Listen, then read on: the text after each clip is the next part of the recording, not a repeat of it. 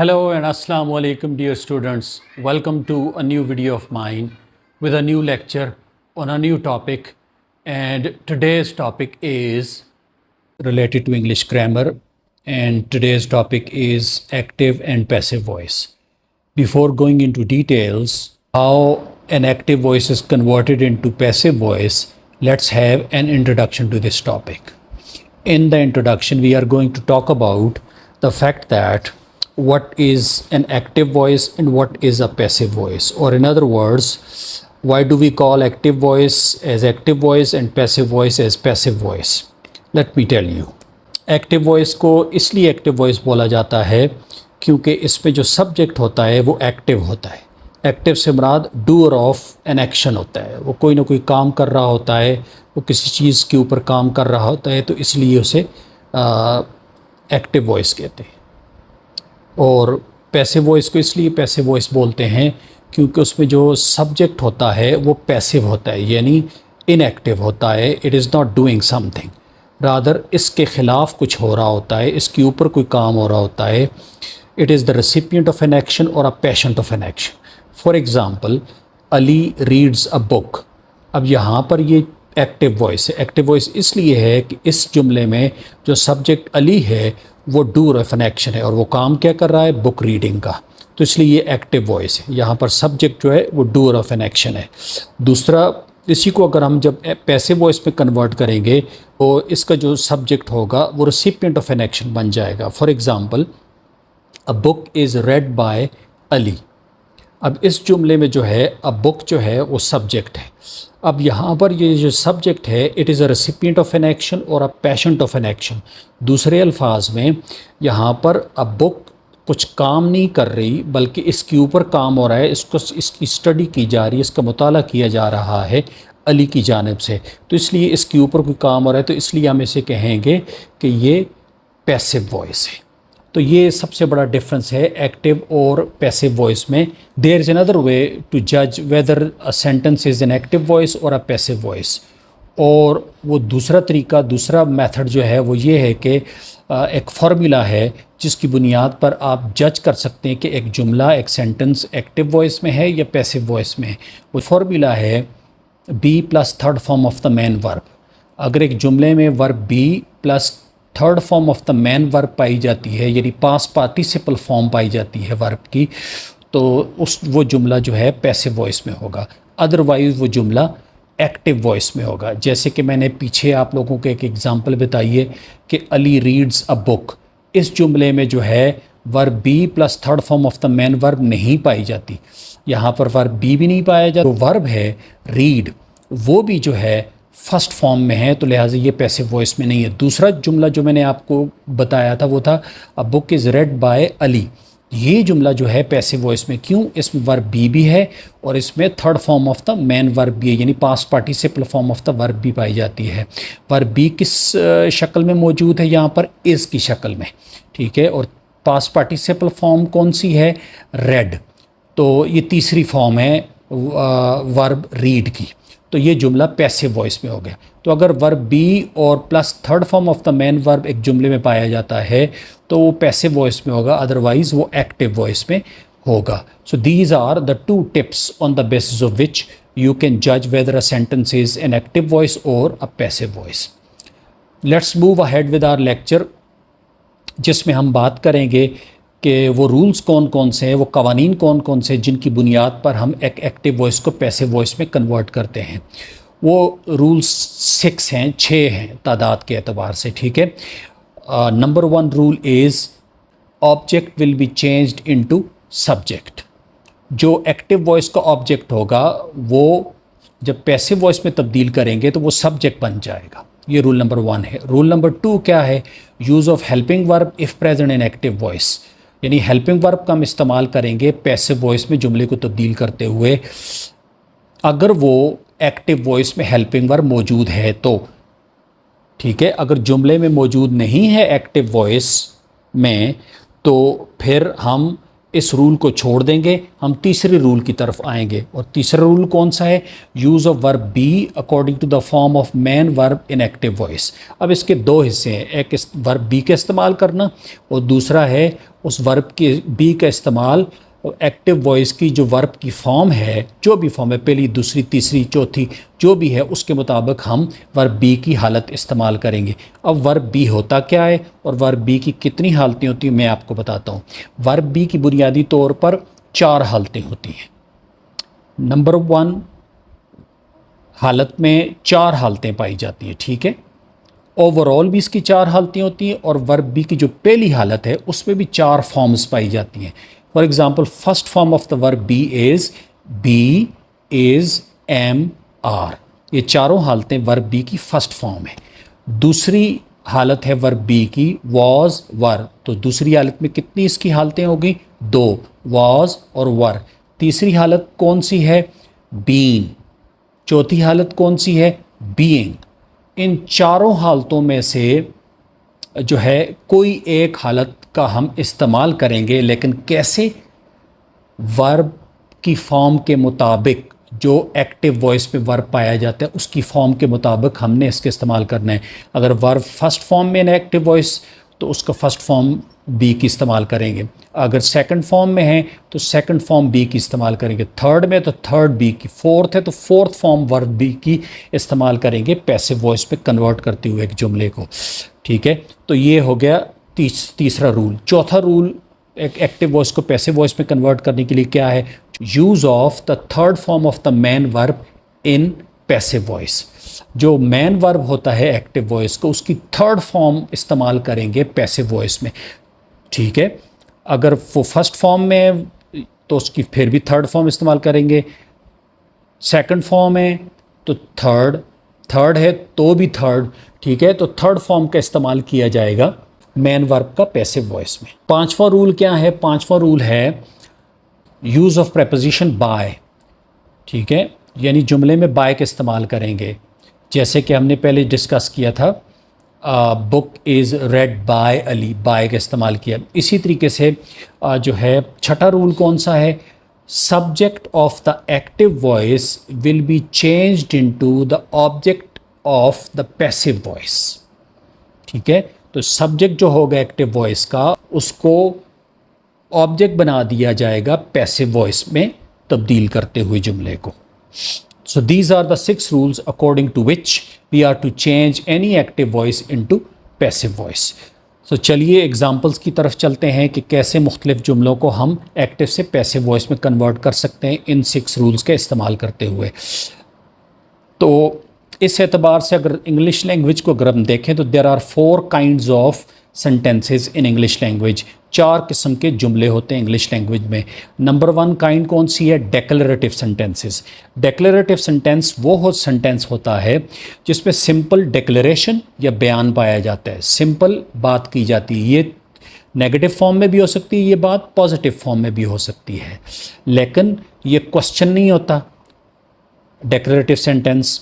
ये इसके अंदर किसी भी किस्म का हुक्म नहीं पाया जाता, इसके अंदर किसी भी किस्म के शिद्दत जज्बात का इजहार नहीं होता, इसके अंदर किसी भी किस्म की ख्वाहिश का या दुआ का इजहार नहीं होता, बल्कि एक सिंपल स्टेटमेंट होता है, जैसे कि हमने पहले डिस्कस किया कि अली रीड्स अ बुक, ठीक है। ये डेक्लरेटिव सेंटेंस है।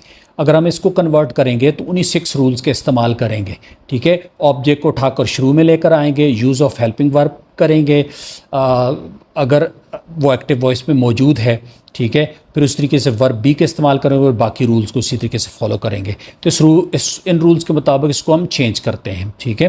तो object will be changed into subject, तो ऑब्जेक्ट को हम उठाकर शुरू में ले आएंगे। A book is read by Ali. अब बुक जो है ये ऑब्जेक्ट है, जो एक्टिव वॉइस में जो था ऑब्जेक्ट था, अब यहाँ पर सब्जेक्ट बन गया ये, ठीक है। और दूसरा रूल कौन सा था? Use of helping verb if present in active voice. यहाँ पर कोई हेल्पिंग वर्ब नहीं है, लिहाजा हम तीसरे रूल की तरफ जाएँ। Use of verb be according to the form of main verb in active voice, ठीक है। एक्टिव वॉइस में मैन वर्ब कौन सा है? रीड्स। रीड्स की कौन सी हालत है? पहली हालत है। और वर्ब बी की पहली हालत कौन सी है? 4 हालतें। बी इज़ एम आर, तो यहाँ पर बुक के साथ क्या लगेगा, अ बुक के साथ क्या लगेगा, एम तो लग नहीं सकता, आर भी नहीं लग सकता, बी भी नहीं लग सकता, तो इज़ रह जाता, तो इज़ लगेगा यहाँ पर, जो कि हमने लगाया। फिर उसके बाद चौथा रूल कौन सा है, चौथा रूल है use of the third form of the man verb. Man verb की तीसरी हालत हम इस्तेमाल करेंगे यहाँ पर, जो कि हमने की, जो कि है red, read, red, red. Spelling same होते हैं लेकिन प्रोनंसिएशन मुख्तलिफ होता है। फिर उसके बाद पांचवा रूल है use of preposition by. By का हमने इस्तेमाल किया, book, a book is read by, ठीक है। फिर उसके बाद छठा रूल कौन सा है, subject of active voice will be changed into object in passive voice. तो ये हमने पैसिव वॉइस में जो अली था, जो शुरू में सब्जेक्ट था एक्टिव वॉइस में, उसको उठाकर हमने यहाँ पर ऑब्जेक्ट बना दिया और जुमले के आखिर में लेकर आए। So this is how a declarative sentence is changed into passive voice. फिर उसके बाद दूसरी एग्जांपल डिक्लेरेटिव सेंटेंस की है, I have finished my work. ये है डिक्लेरेटिव सेंटेंस, मैंने अपना काम ख़त्म कर लिया है। तो इसको कैसे तब्दील करेंगे, वही 6 rules, object will be change into subject and then use of helping verb, then use of preposition by, और बाकी रूल्स जो हमने डिस्कस किए थे उनको डिस्कस करेंगे। सबसे पहले इसको हम चेंज करते हैं, फिर देखें वो रूल्स कैसे अप्लाई हुए। My work has been finished by me. अब इस जुमले में हमने जो है 6 रूल को फॉलो करते हुए हमने चेंज किया। जो माई वर्क था एक्टिव वॉइस में, ये ऑब्जेक्ट था, ठीक है। इसको उठाकर हम शुरू में लेकर आए हैं पैसिव वॉइस में, ये सब्जेक्ट बन गया, ऑब्जेक्ट चेंज्ड इनटू सब्जेक्ट। फिर उसके बाद दूसरा रूल है use of helping verb if present in active voice. Helping verb यहाँ पर एक्टिव वॉइस में है, वो है हैव। तो हमने हैव का इस्तेमाल किया, लेकिन हमने सब्जेक्ट के मुताबिक इस्तेमाल किया है, ठीक है।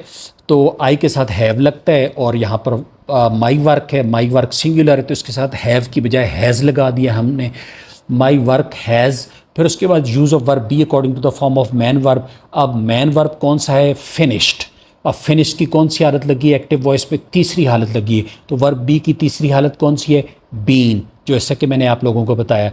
तो तीसरी चेंज हमने क्या की, बीन लगाया, माई वर्क हैज़ बीन, ठीक है। और चौथी रूल कौन सा है, use of third form of the man verb. अब मैन वर्ब कौन सा है, फिनिश्ड, यहाँ पर थर्ड फॉर्म लगाई, फिनिश्ड की थर्ड फॉर्म भी फिनिश्ड ही है, तो हमने फिनिश्ड का इस्तेमाल किया। पांचवा रूल कौन सा है, use of preposition by. By का हमने यूज़ किया। फिर subject will be changed into object, ठीक है। सब्जेक्ट को हमने ऑब्जेक्ट बना दिया, आई को यहाँ पर ऑब्जेक्ट बना दिया, और उसके साथ उसको ऑब्जेक्टिव फॉर्म में यूज़ किया, मी की शक्ल में। तो इस तरीके से हमारा ये सेंटेंस कंप्लीट हो गया, डिक्लेरेटिव सेंटेंस। तो अब चलते हैं हम तीसरी एग्जांपल की तरफ, ठीक है। तीसरी एग्जांपल है, he will sing a song in the party today. He will sing a song in the party today. तो ये जुमला है हमारा, हम इसको तब्दील करते हैं उन्हीं रूल्स के मुताबिक। तो यहाँ पर ऑब्जेक्ट कौन सा है, अ सॉन्ग, ठीक है। इसको उठाकर हम शुरू में लेकर आएंगे, a song will be sung by him in the party today, ठीक है। a song will be sung by him in the party today। तो इसमें तब्दील, अब उसी तरीके से हमने रूल्स को फॉलो किया। Object will be changed into subject, तो ऑब्जेक्ट को उठाकर हमने शुरू में ले आए, अ सॉन्ग को उठाकर शुरू में लेकर आए। दूसरा रूल कौन सा, use of helping verb if present in active voice. Helping verb था एक्टिव वॉइस में, है एक्टिव वॉइस में, विल को हमने लेकर आए, इस्तेमाल किए उसको, ठीक है। फिर उसके बाद तीसरा रूल कौन सा है, use of verb be according to the form of main verb in active voice. Main verb की कौन सी हालत है, फर्स्ट फॉर्म है, ठीक है।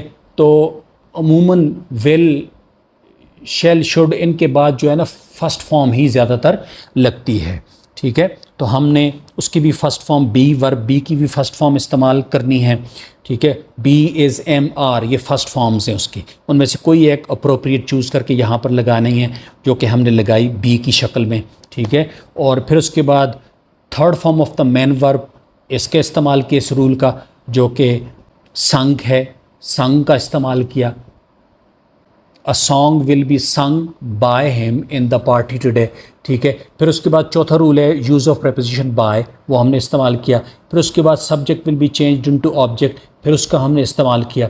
तो इस तरीके से हमने इनके इस्तेमाल करके इस पूरे जुमले को, और आखिर में जो एडवर्बियल है इन द पार्टी टुडे, इसको हमने एज इट इज़ इस्तेमाल करना है, इसमें कोई भी तब्दीली नहीं करनी है, इसको एज इट इज़। सो ये जुमला इस तरीके से हो गया। So this is discussion about declarative sentences. फिर उसके बाद दूसरे नंबर पे जो सेंटेंसेस आते हैं वो हैं इंट्रोगेटिव सेंटेंसेस। अब इंट्रोगेटिव सेंटेंसेस को हम तब्दील करेंगे। दो किस्म के इंट्रोगेटिव सेंटेंसेस होते हैं, एक होते हैं ओपन इंट्रोगेटिव्स और दूसरे होते हैं क्लोज्ड इंट्रोगेटिव्स। ओपन इंट्रोगेटिव्स वो होते हैं जो WH वर्ड से स्टार्ट होते हैं या हाउ से स्टार्ट होते हैं, ठीक है। और क्लोज इंट्रोगेटिव्स वो होते हैं जो हेल्पिंग वर्ब से स्टार्ट होते हैं क्वेश्चन बनाते हुए। तो चलिए हम इनको डिस्कस करते हैं। पहला इंट्रोगेटिव सेंटेंस है have you finished your work, आखिर में क्वेश्चन मार्क इसी तरीके से आएगा, have you finished your work. अब इसको हम तब्दील करेंगे, वही रूल्स उसी तरीके से फॉलो करेंगे, ठीक है। सिर्फ ये होगा कि जो हेल्पिंग वर्ब होगा या वर्ब बी की जो हालत होगी वो जुमले के सब्जेक्ट से पहले हम इस्तेमाल करेंगे इंट्रोगेटिव सेंटेंसेस में, उसे इंट्रोगेटिव स्ट्रक्चर देने के लिए, ठीक है। तो ये जुमला इस तरीके से हो जाएगा, has your work been finished by you. तो इसकी इस तरीके से इस्तेमाल करेंगे। अब इसमें कैसे रूल्स इस्तेमाल हुए, जो फर्स्ट रूल है वो है object will be change into subject. हमने ऑब्जेक्ट को उठाकर सब्जेक्ट में लेकर आया, जो कि है योर वर्क, वो उठाकर शुरू में लेकर आए। फिर उसके बाद use of helping verb if present in active voice, helping verb का हमने इस्तेमाल किया हैज़ का, लेकिन चूंकि इंट्रोगेटिव सेंटेंस है तो इसलिए हैज़ को उठाकर सब्जेक्ट से पहले लेकर आए हम, जो कि सब्जेक्ट क्या है यहाँ पर योर वर्क, ठीक है। तो इसको हमने शुरू में लगा दिया। और फिर उसके बाद यूज़ ऑफ वर्ब बी का हमने किया, वर्ब बी का इस्तेमाल किया उसके बाद, ठीक है। वर्ब बी की इस्तेमाल किया, लेकिन according to the form of main verb in active voice. Main verb की कौन सी हालत यहाँ पर इस्तेमाल हुई है, फिनिश्ड की तीसरी हालत इस्तेमाल हुई है। तो वर्ब बी की तीसरी हालत कौन सी है, बीन है, तो उसको हमने इस्तेमाल किया यहाँ पर। फिर उसके बाद चौथा रूल हमने इस्तेमाल किया जो कि है use of third form of the man verb in passive voice. Finished को हमने थर्ड फॉर्म के तौर पर इस्तेमाल किया। फिर उसके बाद यूज़ ऑफ प्रेपोजिशन बाय का हमने इस्तेमाल किया। फिर उसके बाद लास्ट रूल को फॉलो किया जो कि है subject will be change into object. जो सब्जेक्ट होगा एक्टिव वॉइस का उसको ऑब्जेक्ट बना दिया जाएगा पैसिव वॉइस में तब्दील करते हुए। तो have you finish your work, यहाँ पर यू सब्जेक्ट है तो सब्जेक्ट की यू की जो है एज अ सब्जेक्ट, जब इसको हम ऑब्जेक्ट में तब्दील करेंगे तो इसकी ऑब्जेक्टिव फॉर्म भी यू ही होगी। तो ये हो गया हमारा इंट्रोगेटिव सेंटेंस जो कि एग्जांपल है क्लोज इंट्रोगेटिव्स की। अब ओपन इंट्रोगेटिव्स की मैं एग्जांपल देता हूँ। What are you doing here, ये जुमला है, तो इसको हम पैसिव वॉइस में कैसे तब्दील करेंगे। ये बात याद रखिएगा, यहाँ पर जो वर्ड व्हाट है ये ऑब्जेक्ट ही है, ठीक है। तो जब हम इसको चेंज करेंगे पैसिव वॉइस में तो व्हाट को उसी तरीके से शुरू में इस्तेमाल करेंगे पैसिव वॉइस में। तो इसको कैसे तब्दील करेंगे, what is being done by you here, ठीक है। तो इस तरीके से ये तब्दील हो गया। कैसे तब्दील हुआ, उन्हीं रूल्स को फॉलो करते हुए। सबसे पहला रूल क्या है, object will be change into subject. तो ऑब्जेक्ट ऊपर वाले जुमले में क्या है, व्हाट है ऑब्जेक्ट बुनियादी तौर पर, ठीक है। तो ऑब्जेक्ट चूंकि व्हाट शुरू में ही रखा हुआ था उन्होंने, इंट्रोगेटिव सेंटेंस है तो इसलिए हमने भी यहाँ पर व्हाट को शुरू में ही रखा। फिर उसके बाद दूसरा रूल क्या है, use of helping verb if present in active voice, ठीक है। तो एक्टिव वॉइस में हेल्पिंग वर्ब है मौजूद है आर की सूरत में। तो लेकिन पैसिव वॉइस में यहाँ पर कैसे इस्तेमाल करेंगे, यहाँ पर इज़ इस्तेमाल करेंगे। क्यों, जो है वो सब्जेक्ट सिंगुलर है, ठीक है। तो सब्जेक्ट को हम सपोज करते हैं, आम तौर पर ट्रेडिशन यही है कि व्हाट के साथ इज़ ही का इस्तेमाल किया जाएगा इस तरह के जुमलों में। तो हमने इज़ का इस्तेमाल किया, ठीक है। फिर उसके बाद वर्ब बी का इस्तेमाल किया हमने। वर्ब बी का हमने इस्तेमाल किया, लेकिन according to the form of main verb in active voice. जो एक्टिव वॉइस जो मैन वर्ब है एक्टिव वॉइस में, वो कौन सी हालत है, उसकी चौथी हालत है, डूइंग, ING प्रेजेंट पार्टिसिपल वाली है। तो चौथी हालत वर्ब बी की कौन सी है, बीइंग है। तो यहाँ पर हमने बीइंग का इस्तेमाल किया, ठीक है, व्हाट इज़ बीइंग। फिर उसके बाद चौथा रूल है use of third form of the main verb, जो कि हमने किया डन की सूरत में। फिर उसके बाद यूज़ ऑफ प्रेपोजिशन बाय का हमने इस्तेमाल किया। फिर उसके बाद subject will be change into object, subject को हमने ऑब्जेक्ट पे तब्दील किया यहाँ पर, ठीक है, यू को उठाकर आखिर में लेकर आए बाय यू, और हियर को एज इट इज़ रखेंगे, ये एडवर्बियल है, इसको एज इट इज़, और आखिर में उसी तरीके से क्वेश्चन मार्क।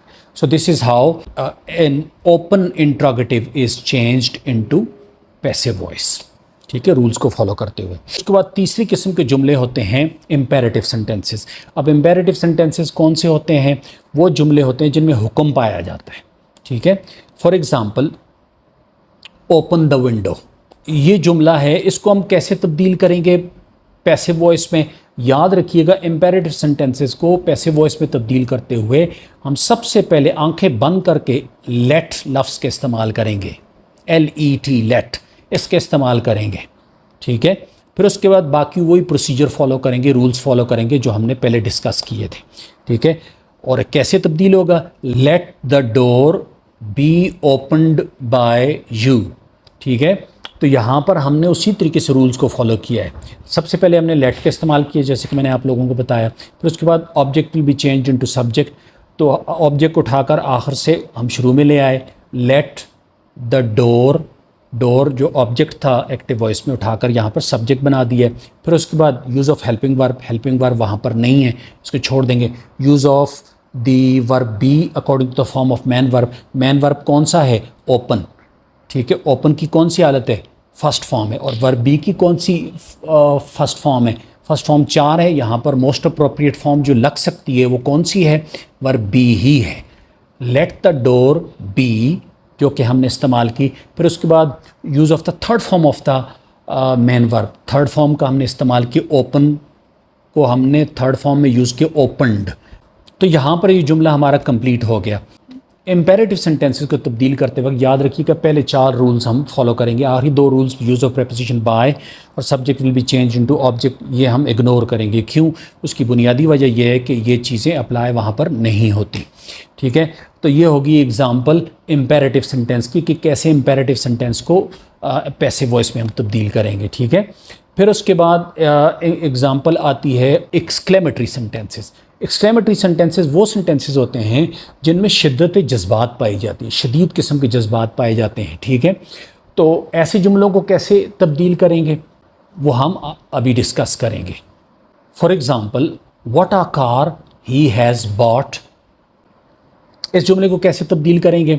जो व्हाट है ये बुनियादी तौर पर एडवर्ब है, इसको हम एज इट इज़ शुरू में रखेंगे व्हाट, बाकी उसी तरीके से प्रोसीजर के मुताबिक 6 रूल्स के मुताबिक इसको चेंज करेंगे।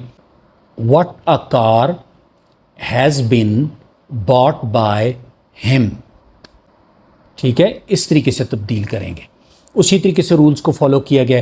कार जुमले के इसके शुरू में था तो इसलिए ये बुनियादी तौर पर ऑब्जेक्ट ही था, तो इसको उठाकर हमने एज इट इज़ यहाँ पर भी शुरू में ही इस्तेमाल किया, यहाँ पर भी ये ऑब्जेक्ट का ही फंक्शन करेगा। और जो व्हाट है ये एडवर्बियल है बुनियादी तौर पर, ठीक है। तो हमने इसको उठाकर शुरू में इस्तेमाल कर दिया। फिर उसके बाद दूसरा रूल है कि use of helping verb if present in active voice, तो हेल्पिंग वर्ब वहाँ पर मौजूद था हैज़ की शक्ल में, तो हमने यहाँ पर हैज़ का इस्तेमाल किया। फिर उसके बाद use of verb be according to the form of main verb. अब मैन वर्ब ऊपर वाले जुमले में एक्टिव वॉइस में कौन सा था? बॉट। तो बॉट की कौन सी हालत है? तीसरी हालत है। वर्ब बी की तीसरी हालत कौन सी है? वो है बीन, तो हमने यहाँ पर बीन का इस्तेमाल किया। फिर उसके बाद यूज़ ऑफ प्रेपोजिशन बाय का हमने इस्तेमाल किया। फिर subject is changed into object, इस रूल का इस्तेमाल किया और उसी तरीके से आखिर में उसका इस्तेमाल किया बाय हिम। ये बुनियादी तौर पर सब्जेक्ट है, ठीक है, और हमने यहाँ पर इसको ऑब्जेक्ट के तौर पर ही इस्तेमाल करना था, तो इसलिए आखिर में था वो, वहाँ पर यहाँ पर भी आखिर में इस्तेमाल होगा। तो this is how an exclamatory sentence will be changed into passive voice. So this is it for today. Thank you very much. Allah Hafiz.